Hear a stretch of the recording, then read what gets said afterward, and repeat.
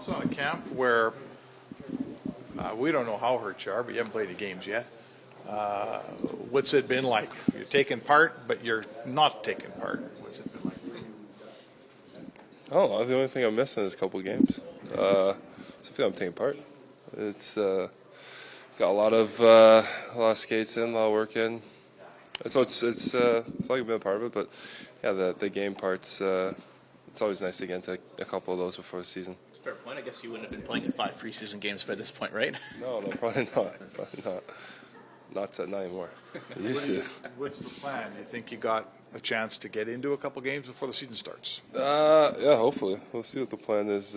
Every day fluid day by day. So I just kind of been going on that wave and not playing too far into the future. It's just how the body feels that day.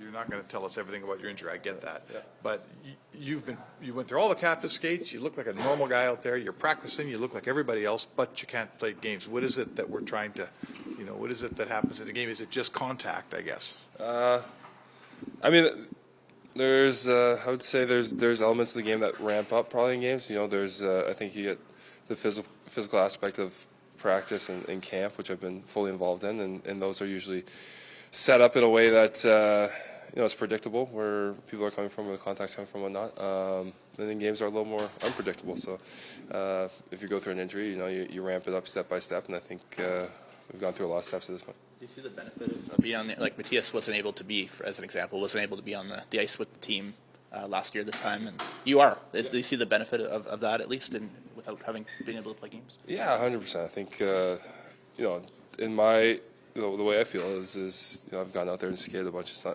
don't feel like I've missed anything. If that makes sense. Just from the sheer volume of getting out on the ice, trying to get out there early, stay out a little bit longer after, and get my reps in. And obviously, when you have, I think purposeful reps, and that's try to be very cognizant of when you're out there, making the most of each rep, and especially when you're playing with different partners and whatnot in certain situations out there in practice. So I felt like I've maximized that. So I don't feel like I've missed much. Speaking of different partners, you did play with Cody Ceci for a long time. You got some different ones down the stretch in the playoffs. But does this feel like a kind of a different type of year going into it, knowing that you don't?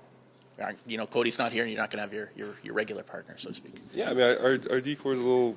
I mean, you look at our decor, the 6 are going to be playing. There's going to be some change in that 6, and as opposed to came into camp last year, and everyone was there from the year before. So I think that's probably an adjustment for everyone, other than probably Bush and Ack, who are going to play there. So for us as a decor. That's what makes camp and this ramp up important. Is you just get familiarity, because when October 9th comes, you want to hit the ground running. Is getting into one of those or both of those last 2 preseason games a big deal? Just have you been around long enough that it's not that big a deal? No, it's not a big deal to get into. So I think as a competitor and just someone who likes to play hockey, it'd be fun to get in and play, and obviously get some reps in game situation with whoever you play with that night.